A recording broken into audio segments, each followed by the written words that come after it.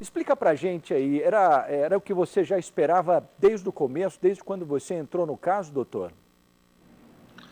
Olá, Pagliani, uma satisfação estar com você. Sim, essa é uma tese que a defesa defende desde do fato acontecido, porque fugia de todo o cotidiano da minha cliente. Era algo agudo, algo que ninguém esperava que acontecesse, e a gente acreditava exatamente que toda essa atitude da minha cliente derivava-se de um problema mental, de um problema de saúde.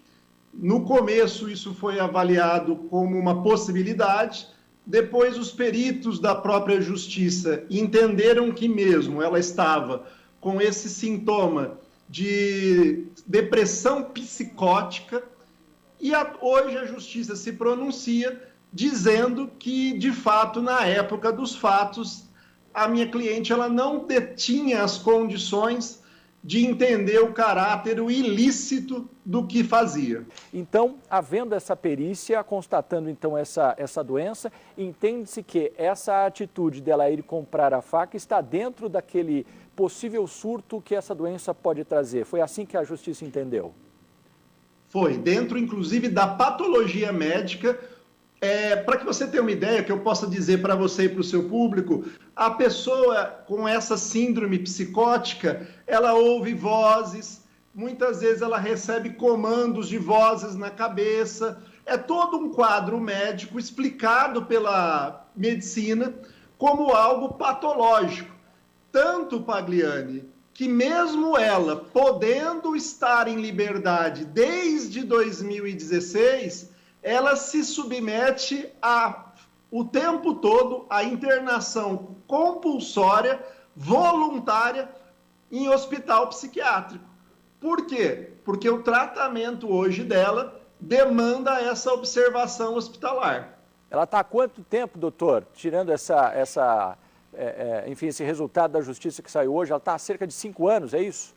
De internação, 5 anos. Do fato, a gente está um pouquinho mais, mas efetivo de internação, quase 5 anos. Bom, e como é que a justiça entende isso, doutor? Porque, vamos colocar assim, não tem como contestar, né? Você não tem um outro lado para falar assim, olha, não concordo com essa decisão, gostaria que, por exemplo, tivesse uma prisão pelo crime que ela cometeu. Como é que a promotoria entendeu isso? Como é que se dá nessa questão jurídica essa contestação? Ela existe ou não existe nesse caso?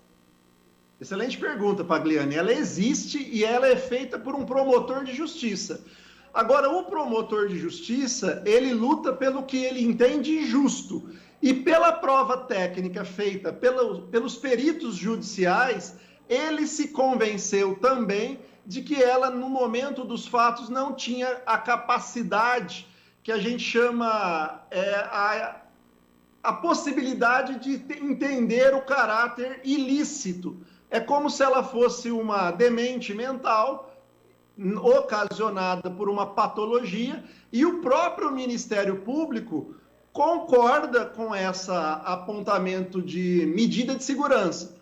Agora, Pagliani, é importante, você é uma pessoa que forma opinião pública, é importante quem nos assiste entender que ela não está recebendo uma benesse. Pelo contrário, ela está absolvida do crime, mas ela está obrigada a cumprir um tratamento médico para a sua própria segurança e para a segurança da sociedade. Então vamos entender o seguinte, doutor, vamos entender o seguinte, numa situação normal ela poderia sair nesse julgamento e ir direto para a cadeia, cumprir a sua pena, seja lá, no máximo 30 anos, né? Mas no caso dela, como tem essa patologia, o tipo de pena, entre aspas, ele é convertido em outra situação, que é exatamente essa internação. É isso que o senhor está explicando? Isso, em vez de condenada, ela está obrigada a se submeter a uma medida de segurança. Então ela vai ficar no hospital e a justiça vai acompanhando isso a cada 1 ano, a cada 12 meses.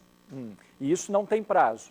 Por exemplo, nenhum. A decisão saiu hoje. De hoje, daqui a 1 ano, ela pode ser reavaliada. Se os médicos entenderem que ela tem que ficar mais 1 ano, ela vai ficar mais 1 ano. E assim vai, sem prazo definido.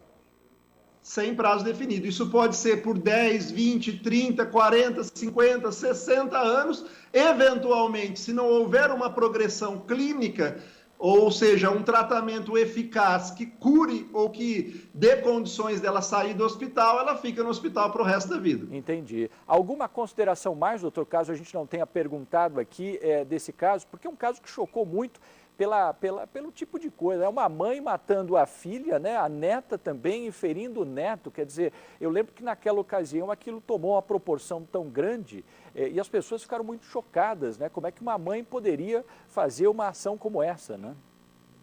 Olha, Pagliani, essa é uma doença silenciosa. Aliás, é uma doença comum, infelizmente. Só que é uma doença que está vinculada a alguns tipos de gatilhos. A própria psicopatia, ela é vinculada a alguns tipos de circunstância que é como se fosse um dique, né? Uma lagoa, ela se rompe. E a qualquer momento. Quando isso acontece, a pessoa cruza mentalmente uma fronteira e dificilmente isso se retorna.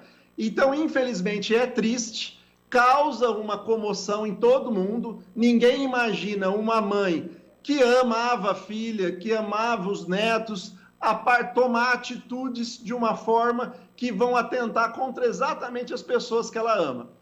A psicopatia explica isso. Isso são doenças estudadas pela medicina há anos.